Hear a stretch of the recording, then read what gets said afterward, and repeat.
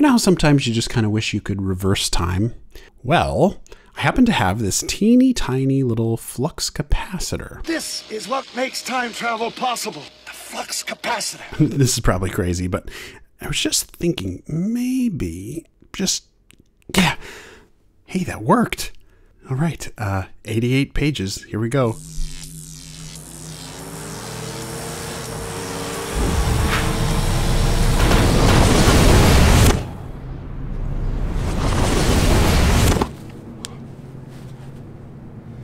Looks like we're back at my middle school, which makes sense. It was like middle school age where I really got interested in like trying to do some of my own animation.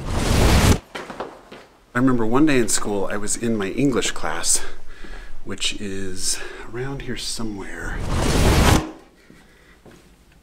I never thought I would be back in one of these desks. One day in class, my teacher, Mrs. Caldwell, she passed out these sheets of paper with a series of drawings on them, and she taught us how to make flipbooks.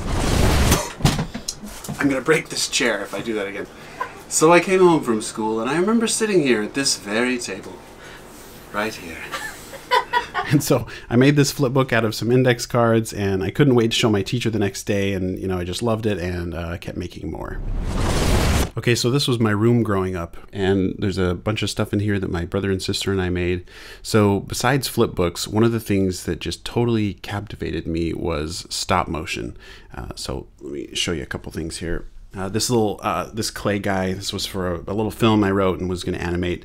I started building the sets and everything, but never actually finished it, sadly. And that's me. Aww. Okay, and up here, I want to show you something. So this is my secret stash of mung bean sprouts.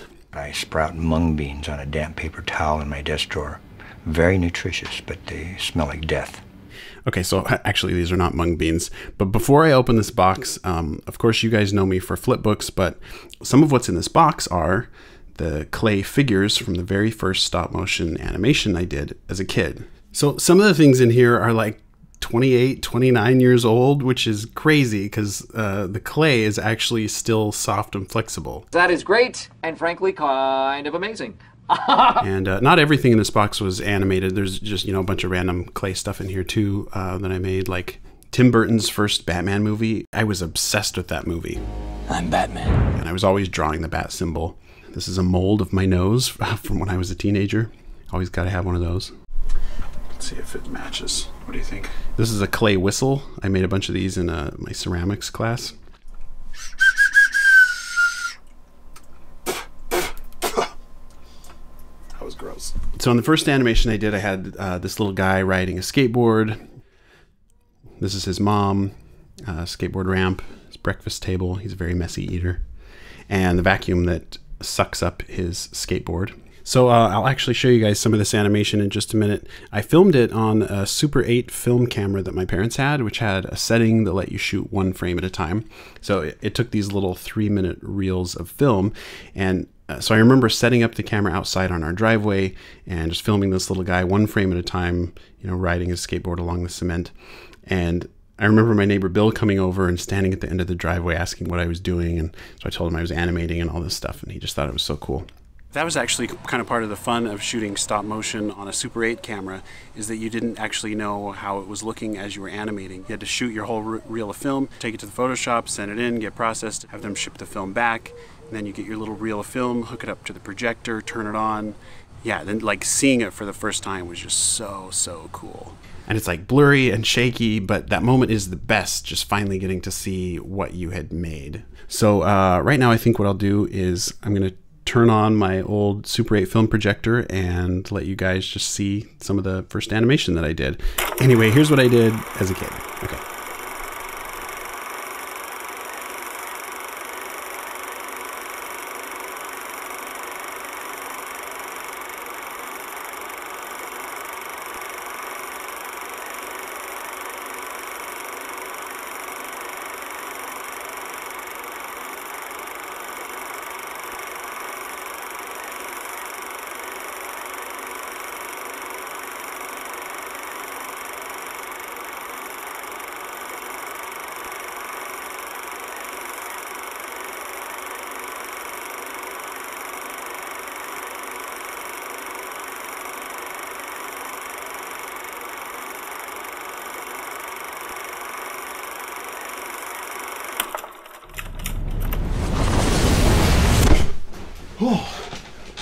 Oh, hey. I just got back from 1990. Just, listening to some MC Hammer on my FM radio portable headphones during my trip. So, yeah. Thanks for coming on my little time travel trip with me. I've been thinking about something. It's interesting going back and watching this stuff because, I've done animation on feature films, but going back and watching the first animation that I did as a kid, I love it because even though it's like shaky and flickery and blurry and amateur, it reminds me of how I felt when I made it, how excited I was to have my parents see it. It's, me and my brother and my sister just playing and experimenting and having fun. And I think, as adults, if you've chosen a career in the arts, I think it really helps to always try to remember that feeling you had when you first discovered the thing that you're into. And I think if you do that, you'll just always keep loving it, and having fun with it. Thanks for traveling through time with me today. I'll see you in the future.